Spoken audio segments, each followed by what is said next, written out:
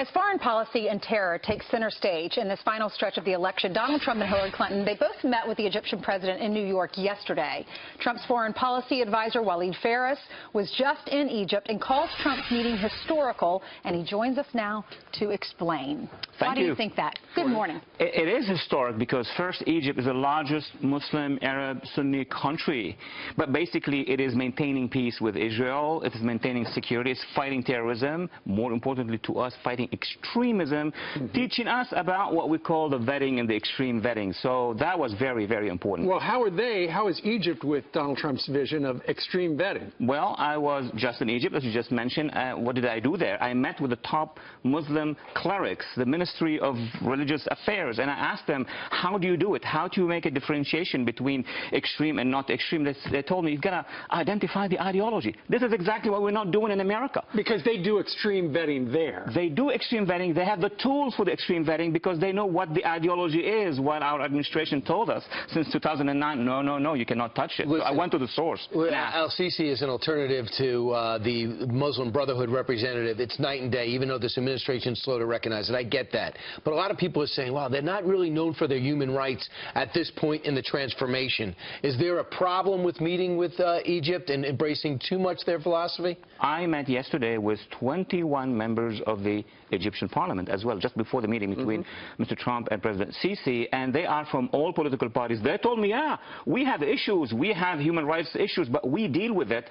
We are far away from what was to become a caliphate in Egypt, a caliphate ruling 90 million people, not like ISIS ruling 7 million people. That's a major difference. I know you touched on this a little bit, but what specifically can we learn about the war on terrorism there and how Egypt's handling and bring it to the United States and make our country better and safer? Let's remember, June 30th, 2013, the Egyptian people rose.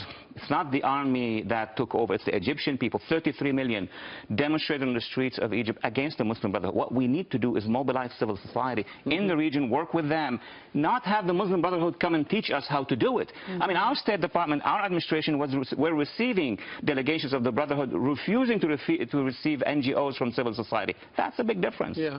There have been a couple of stories in the online world over the last couple of days about how some diplomats, people in your business, have walked away from Donald Trump because they're afraid of what he stands for. In your dealings with the Egyptian diplomats, are they okay with him? Oh boy, you should have seen the members of parliament, the diplomats, that's President Sisi, that's the visible. Well, he went also to Mexico, and we are in touch with Jordanians, with Tunisians, with half of Libyans and others. They are really eager to see an alternative to this policy. They do not meddle in our politics, but they want to have another answer to the challenges they have. Is it true, because the president's been slow to go with Al-Sisi and recreate that bond, that Russia is stepping in? It's true that Russia is all over the place, my friend. It's in Egypt, but the Egyptians are very smart. They're balancing. They would like to establish strategic relations with us, but Russia is in Syria. Russia is everywhere. So we need to talk with the Russians at the same time telling them what is it that we want. We're not telling them what we want in the Middle East. What could you tell us about the meeting? I can't tell much before being briefed, but what I understand, at least from the Egyptian side, from the Egyptian media, it was a euphoria in Egypt, that finally there is a breakthrough, there is a real dialogue. He met also with Secretary Clinton. I mean, they met with both sides. That's what international leaders do. But they were very happy with what they've heard from Trump. It's been a headline in Egypt. It is a headline, and people can check it online all over the place. Not just Egypt, but also in the Gulf and many other Arab countries. The headline here, of course, is in the last 48 hours we had a couple of terror hits, a couple of bombs were detonated. This is your department. You've looked at this for a very long time. What's your observation about this guy sitting in jail over in New Jersey? Look, Professor Mauro earlier said that it's not about just the link to ISIS. ISIS could be defeated, could be gone. It's the link to the ideology.